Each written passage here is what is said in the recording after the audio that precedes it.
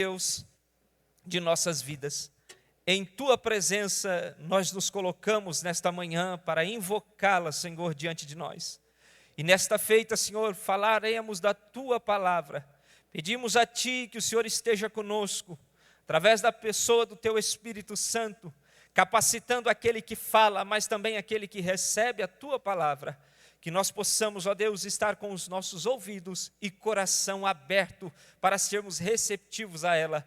E que ela venha de encontro a nós, a fim de modificar, de fortificar, de edificar as nossas almas, o nosso espírito em Tua santa presença. Assim, ó Deus, nós oramos a Ti, em nome de Jesus Cristo também Te louvamos. Amém. Os irmãos podem se assentar.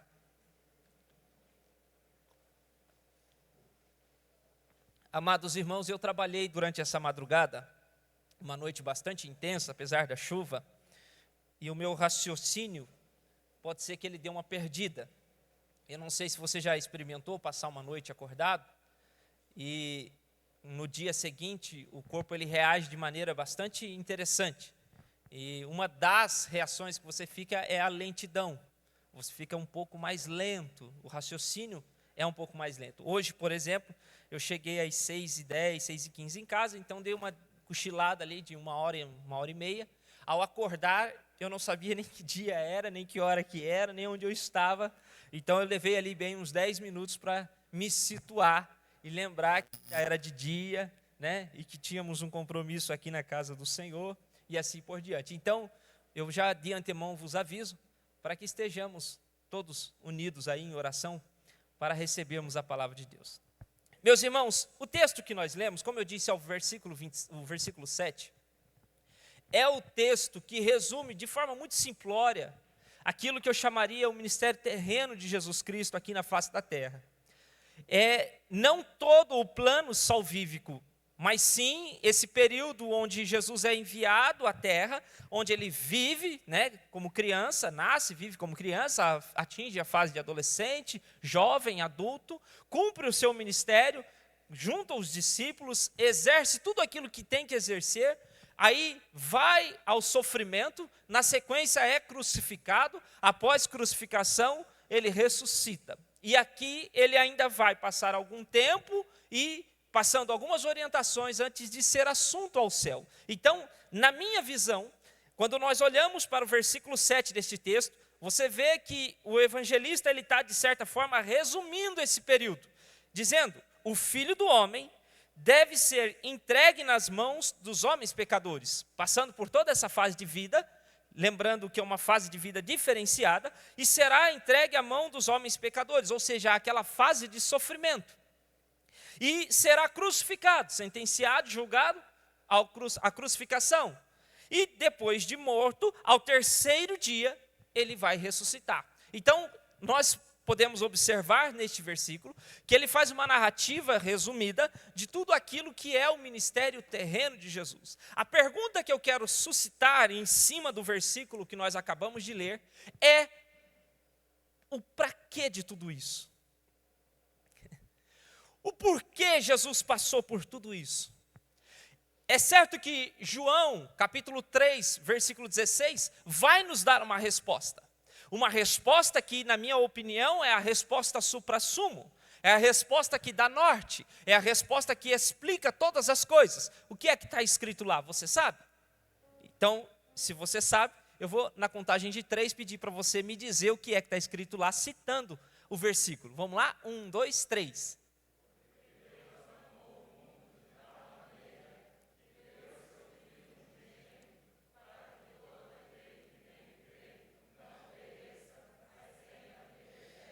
Muito bem. Agora, para nós despertarmos de fato. Vamos lá? 1, 2, 3.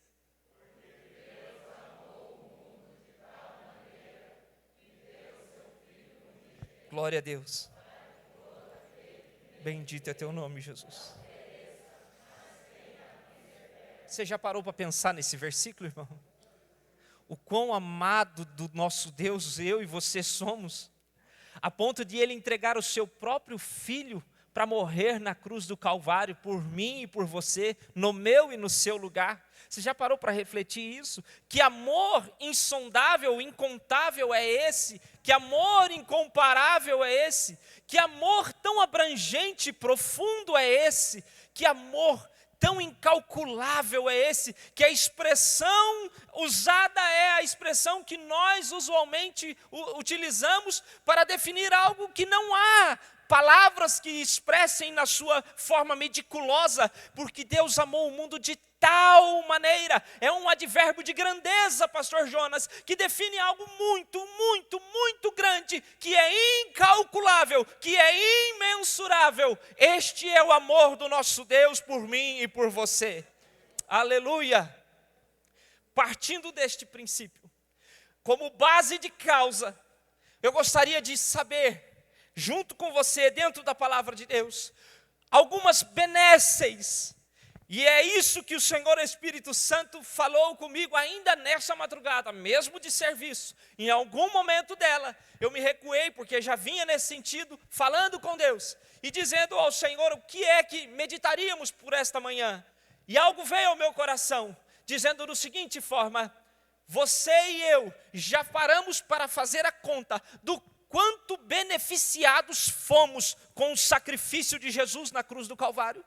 Será que você já parou para fazer a conta do quão abençoado, ou melhor dizendo, de quantas bênçãos estão implícitas no sacrifício de Jesus na cruz do Calvário?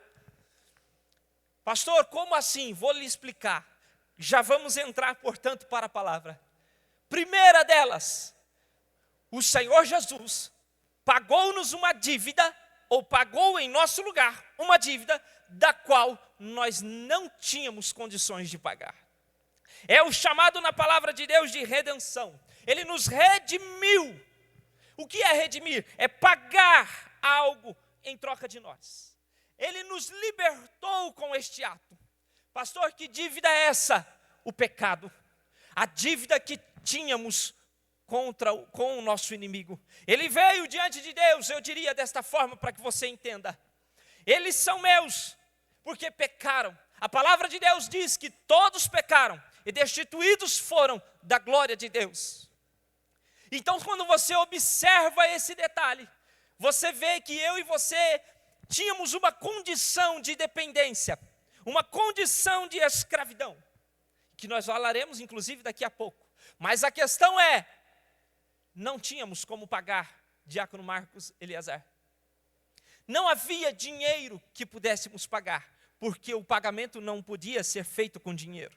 Não havia serviço, no sentido de serviço, trabalho laboral, poderia ser carpintaria, marcenaria, ou então pedreiro, nenhum desses outros tipos, ou qualquer que exista, era suficiente para pagar essa dívida. Apenas uma única coisa é que era possível de pagar essa dívida, e Jesus a teve e a pagou. E eu gostaria que você observasse esse detalhe comigo. Para que ele pudesse pagar essa dívida, ele precisava viver uma vida de santidade. E a palavra de Deus diz que ele viveu sem pecado. Aí é que eu quero que você pense comigo. Quantos anos Jesus viveu? Você sabe? Irmão, eu trabalhei a noite toda, mas eu estou falando. Então eu vou provocar você um pouquinho, porque o tempo está chuvoso, está meio nublado, e pode ser que você fique aí um pouquinho com sono. Então nós vamos trabalhar junto aqui, amém? Amém. Quantos anos Jesus viveu na face da terra, nesse período de ministério terreno? Diga-me. Que benção, glória a Deus, você está aí. Deixa eu fazer uma pergunta. De ontem para hoje, você tem noção de quantos pecados você cometeu? Eu estou falando só de ontem para hoje. De ontem, 9h30 da manhã, até hoje, 9h30 da manhã. Tem noção de quantos vacilos você deu? De quantos erros você cometeu? De quantos pecados nós cometemos? De quantos falhazinhas pequenininhas que nós cometemos? Sabe, raivinha? Sabe, aquela mentirinha? Sabe? Aquela olhada, aquela vontade, Sabe aquela coisinha que não deveria ter sido feita, pensada, olhada, sabe? Mas que acabou acontecendo? Quantas vezes? Quantos será que foram?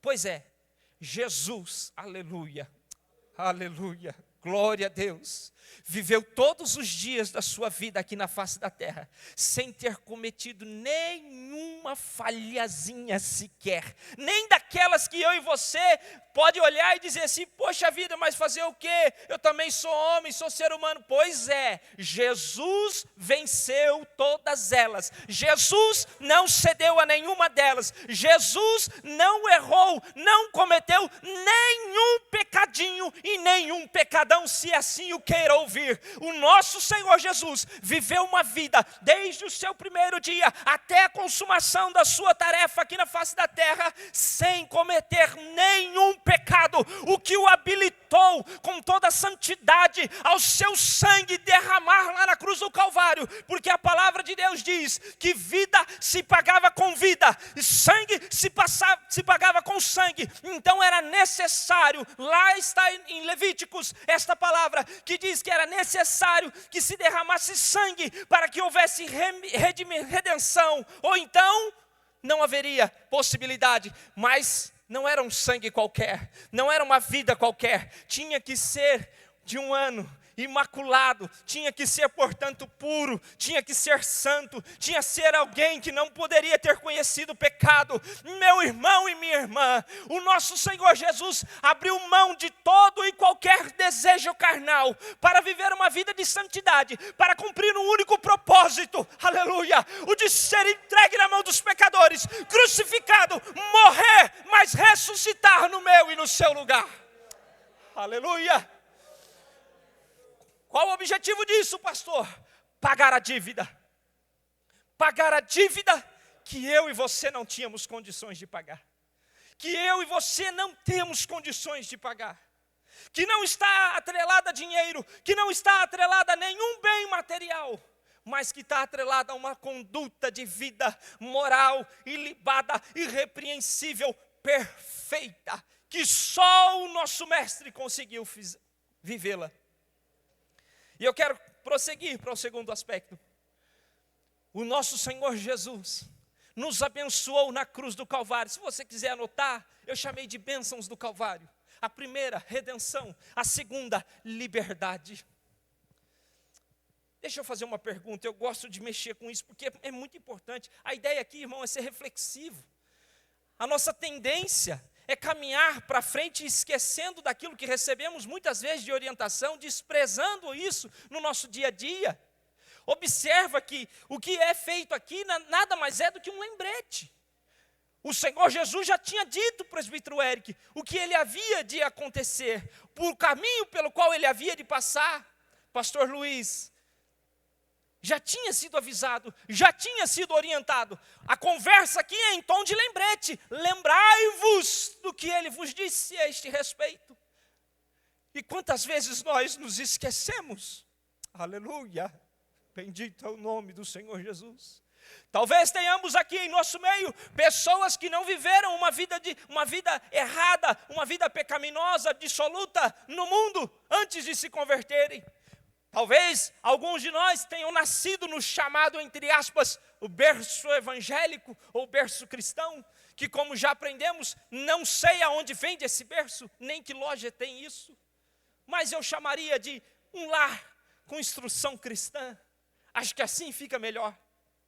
Alguns de nós, por exemplo, é o meu caso, tive esse privilégio, mas outros de nós já estiveram no mundo das trevas. Já viveram as trevas, já viveram o vício, já viveram a desgraça que é estar debaixo das garras de Satanás. Por quê? Porque ele veio somente para roubar, matar e destruir. E alguém que me ouve, lembre-se do que você passou, do que você viveu. Fala a verdade, é ou não é uma coisa extraordinária os dias de hoje? É ou não é uma grande bênção os dias de hoje? É ou não é uma coisa maravilhosa os dias de hoje?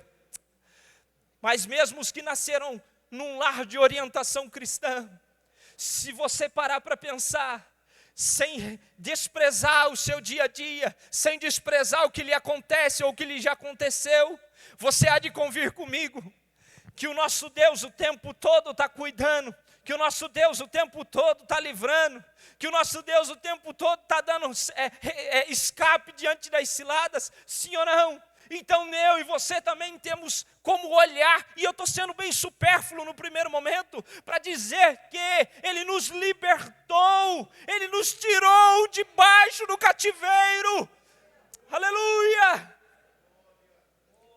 Pastor Jonas, Ele nos trouxe liberdade, irmão. É um pouco mais profundo do que isso. Eu escolho, meu amado, eu escolho se eu vou pecar ou não. Aquele que não tem Jesus, não tem escolha. Não é que ele não tem escolha, ele está tão dependente, ele está tão escravizado, que ele peca como se fosse algo comum, intrínseco à sua natureza. Algo que faz parte, algo do seu cotidiano. E ele não percebe essa dependência do pecado, esse vício pelo pecado, pela satisfação da sua carne. Agora, Marielle, eu, você, nós todos que aqui estamos, que fomos comprados, redimidos por este sangue do Senhor Jesus, nós não. Há um ser que habita em nós, chamado Espírito Santo, aleluia, oh glória, que quando o erro se coloca diante de mim e de você, ele fala no nosso coração dizendo, não põe a mão aí, não olha aí, não entra aí, não vai por aí, porque isso aí não me agrada, vai manchar suas vestes, sai fora daí, e aí você sai. Sabe o que é isso, irmão? É a presença do Espírito Santo, é uma bênção que nos alcançou através do Calvário de Jesus Cristo. Bendito é o teu nome, Jesus, aleluia, aleluia.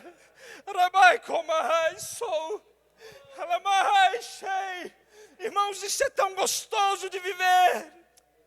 Perdoe-me, eu me prometi para mim mesmo me conter para expor tudo isso. Mas quantas vezes isso acontece no meu e no seu dia a dia? Quantas vezes nós nos deparamos com situações dessa maneira, pastor Rogério? Quantas vezes alguém oferecendo para você ganhar alguma coisa a mais? Quantas vezes alguém dizendo, eu te pago tanto, mente assim, fala aquilo, faz assim, mas você olha e diz, não, por quê? Porque eu sou crente, eu fui comprado, lavado e redimido pelo sangue de Jesus derramado na cruz do Calvário. Aleluia! É a bênção do Calvário. Eu não sou mais escravo, eu não sou mais dependente do pecado. Dando mais uma avançada nisso, o meu prazer, o nosso prazer, irmão Jefferson, e refiro aos dois Jeffersons que aí estão, não está mais no pecado. O meu prazer não está mais em olhar a pornografia. O meu prazer não está mais na mentira, na vantagem adquirida de forma ilícita.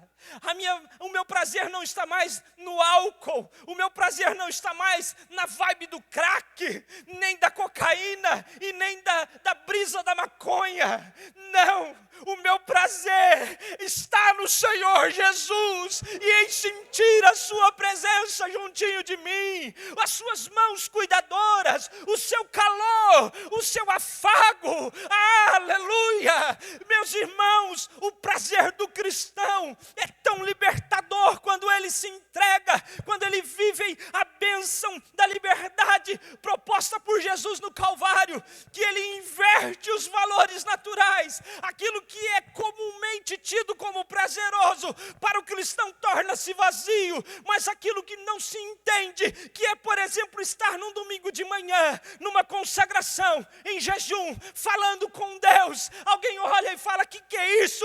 O crente olha e diz, isso é a bênção do Calvário, é a liberdade, é aqui que está o meu prazer. Bendito seja o nome do Senhor Jesus.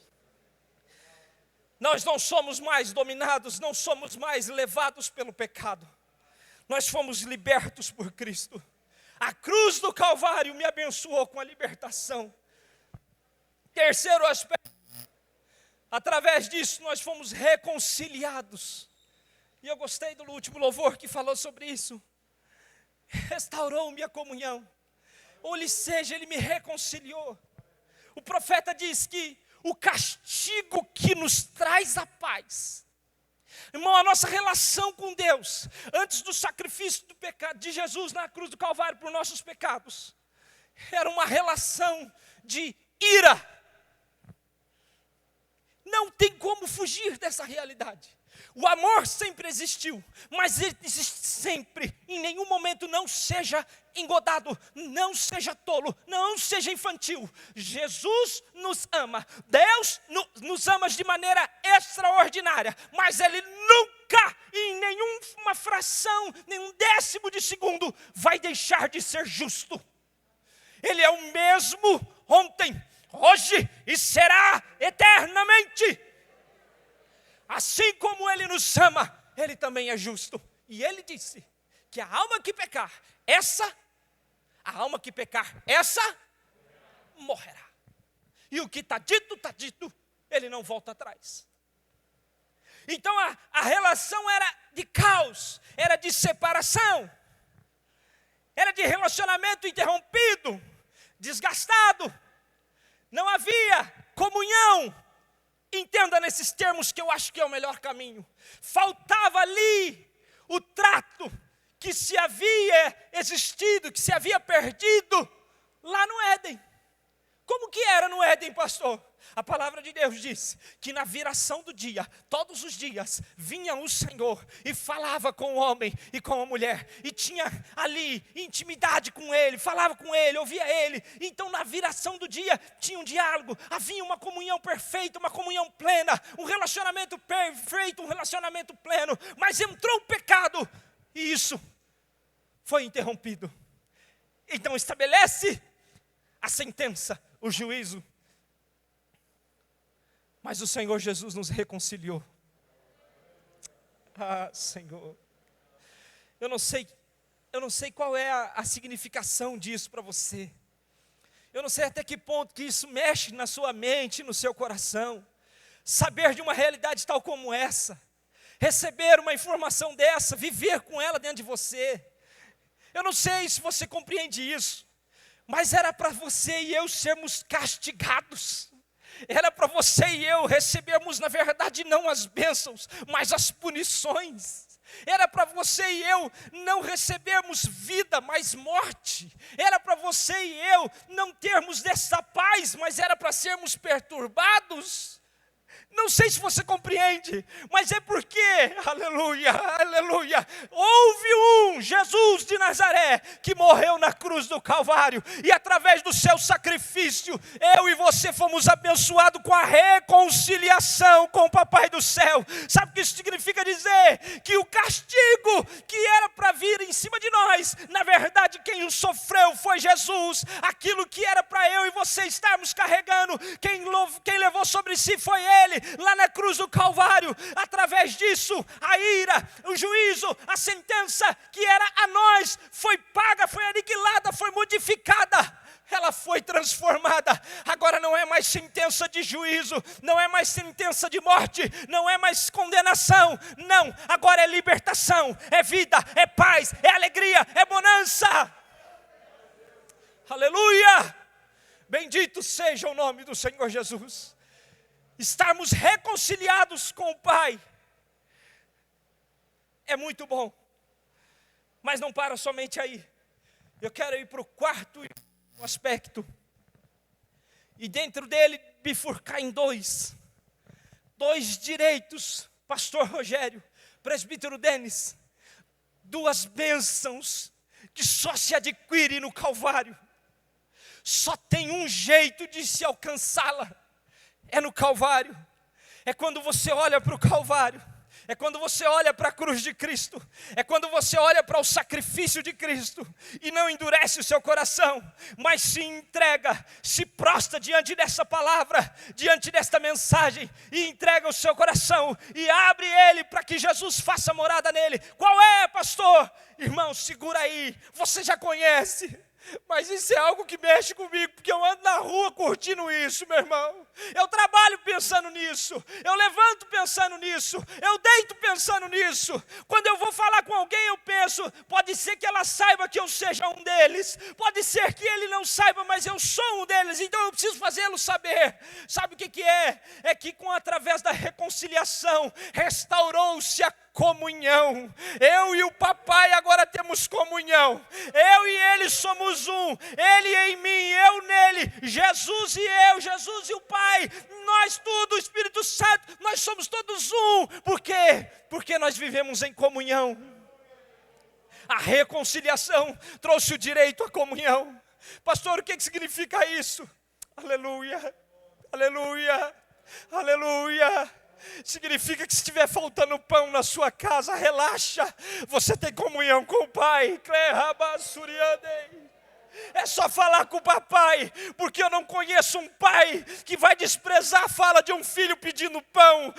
Você conhece? Eu não conheço. Quanto mais nós, irmãos, que somos homens, sabemos dar boas coisas aos nossos filhos, aleluia.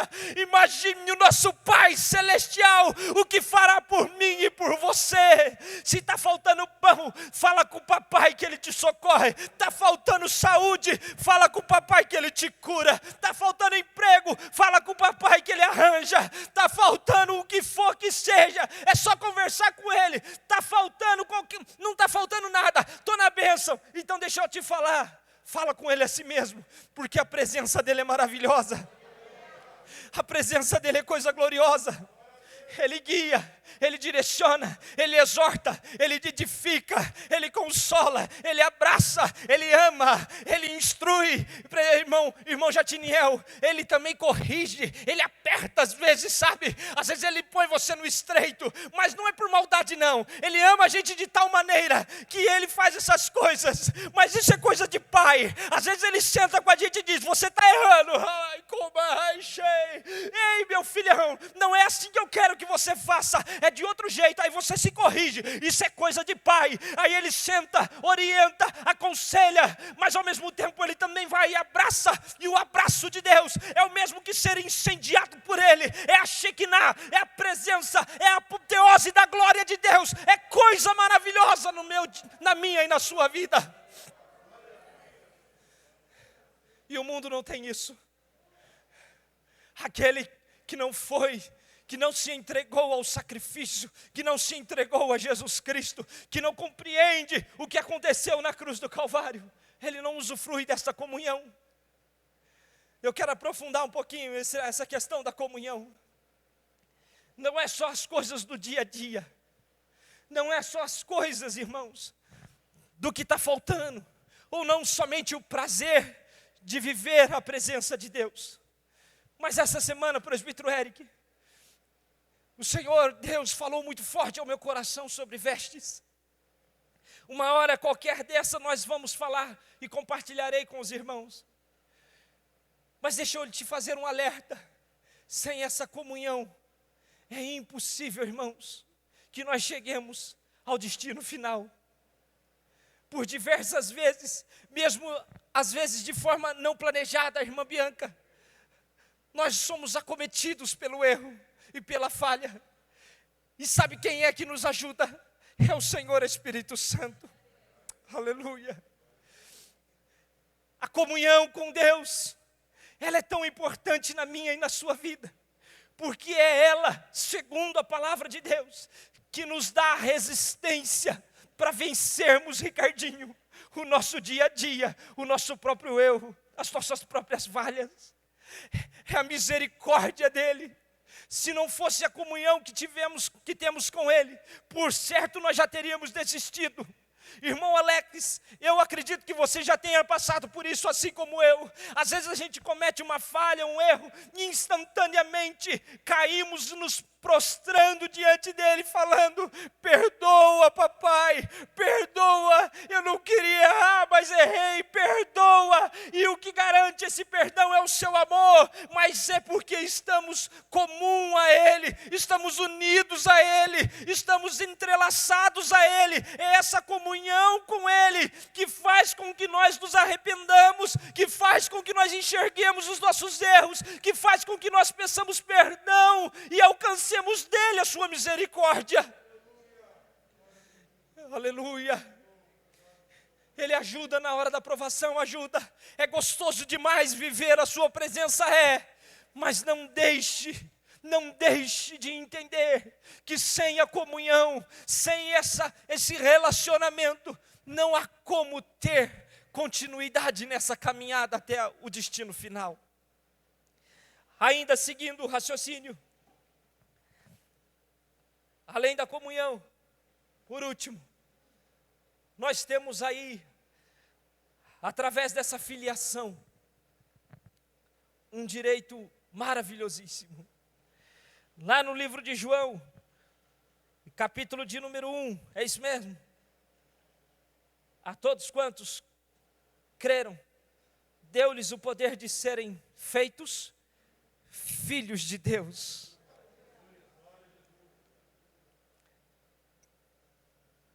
Aleluia. Quando a palavra de Deus diz que você é especial, você entende o porquê? Quando ela fala assim, olha, porque Ele escolheu para si um povo seu, zeloso de boas obras, especial. Está entendendo do que é que Ele está falando? Quando Ele fala que você é nação santa, povo adquirido, sacerdócio real, você está entendendo do que é que Ele está dizendo? Ele está dizendo que você é filho. Nós, através do sacrifício de Jesus na cruz do Calvário, fomos abençoados com a bênção da filiação. Jatiniel, ser filho, é ter relacionamento de intimidade diária, é ter o seu ensinamento diário, é ter a parceria diária, é ter a garantia de que você está bem protegido. Eu não sei se é essa referência que você tem de seu pai ali. Pode ser que seu pai tenha lhe decepcionado, mas isso é porque ele é humano, é carnal. Mas o Pai que é o Pai celestial, o nosso Deus, Ele não falhou, não falha e nunca falhará. Ele é o Deus poderoso, perfeito, que não há sombra de dúvidas e nem variações nele. Então Ele é esse Pai perfeito. Então quando você olha para Ele, quando você se enxerga na condição de filho, você entende que como filho, você também tem alguns direitos. Presta bem atenção, irmão. Não estou aqui falando um evangelho que está sendo pregado comumente por aí, de filhos birrentos. É o que tem por aí, tá? Você é filho e tal, exija isso, exija aquilo, você precisa disso, porque nós somos filhos, e tal, e fica ali naquele negócio. Não, irmão, isso é coisa de filho birrento, filho manhoso, filho, sabe, aquele filho, chorãozinho, birrentinho, folgadinho, se eu posso usar essa expressão. Não, Deus não nos chamou para ser esse tipo de filho. Deus nos chamou para sermos filhos responsáveis. Deus nos chamou para filhos que honram verdadeiramente o Pai. Deus nos chamou para sermos filhos que assumem a postura de filho, que entra no papel de filho, que obedece o papai, que acata o papai. Se o papai disser que é não, e se o papai falar que é sim, então é sim. Se o papai não falar nada, então é nada. Se o papai falar que é depois, então é depois. Não tem birra, não tem manhosidade, tem o que Deus fala, tem o que o papai fala. Essa é a posição do filho verdadeiro, segundo a palavra de Deus. Mas eu quero mostrar para você a bênção que tem ao nosso respeito pelo fato de sermos feitos filhos de Deus. Sabe qual é? É a de sermos herdeiros. Co-herdeiros com Cristo. Peterson, eu e você somos herdeiros. Pergunta para mim do quê? Do quê, pastor? Vou te dizer. Nós somos herdeiros da vida eterna. Nós somos herdeiros dos céus. Sabe o que é interessante? Papai não precisa morrer para me assumir minha herança. Aleluia! Ela já está pronta e preparada. Haverá um dia que Ele vai dizer: vinde, benditos de meu Pai, possuí por herança o que vos está preparado desde a consumação, desde o início, desde tudo. Eu e você somos herdeiros e co-herdeiros com Cristo. Agora, lembra que eu falei que nós precisamos ser filhos responsáveis? E aqui é que eu quero concluir. Juliano, já foi meia hora? Já, né? Eu quero concluir a minha palavra dizendo o seguinte: tem muito filho que não está sabendo o que fazer com a herança. Tem muito filho pródigo que está tentando puxar essa herança antes da hora. Para se assumir a herança naturalmente, o pai precisa morrer. Não é o caso que vai acontecer conosco na herança celestial. Mas eu preciso que você entenda, você não pode querer antecipar as coisas. Pastor, como que se faz isso? É aquilo que eu acabei de dizer. Tem gente exagerando da posição de filho. Tem gente folgando na posição de filho. O que Deus preparou para mim e para você está preparado. Mas não despreze a sua posição, não despreze a posição do pai. Eu e você continuamos sendo filho, e ele continua sendo pai. Essa relação e esses posicionamentos não mudaram. Ele continua sendo a autoridade de Cristo, e nós continuamos sendo aqueles que recebem o comandamento. Ele ainda é o dono da casa, e nós ainda somos apenas os moradores. Ele ainda é aquele que manda e desmanda na casa. E eu estou me referindo ao céu. Ele é quem determina quem vai entrar e quem não vai entrar. É Ele quem diz se pode ou se não pode. Então não fica aí querendo avocar aquilo que é seu, mas de forma antecipada e de forma errada, usurpando daquilo que Deus te deu. Não faça isso. Assume o seu papel de filho sensível à palavra de Deus. Assuma o seu papel de filho de forma responsável à palavra de Deus. Seja um filho obediente, caminhe com Cristo. Há uma grande herança preparada para mim e para você. Nós a possuiremos, mas somente a possuiremos se permanecermos como filhos amados. Mesmo que alguns queiram fazer algumas voadas por aí, que se arrependem em tempo, a fim de voltar à casa do Pai, porque só desfruta da herança quem está na casa do Pai. Mas eu encerro as minhas palavras dizendo: as bênçãos do Senhor, alcançadas ou dadas a nós, através da cruz do Calvário, não se findam aqui. Elas são inúmeras. Eu poderia inclusive falar da de Marcos 16:15, que diz que aos que crerem e forem batizados, o que vai acontecer com eles? Vão ser salvos. Além disso, na vida terrena, expulsar demônios, curar enfermos. É possível viver uma apoteose da presença de Deus nos seus dias aqui na terra. Mas eu vou me limitar a esses pequenos pontos que falamos aqui, para encerrar dizendo: não troque os benefícios, as bênçãos do Calvário, pelas maldições do Éden. Está ouvindo? Não troque. Pastor, como que se faz essa troca? É quando você dá mais vazão para a carne do que para o Espírito. É quando você ouve mais a serpente do que Deus. É quando você se atenta muito às coisas dessa vida e esquece das coisas que são do céu. Ficou o conselho? #anota aí, Deus abençoe.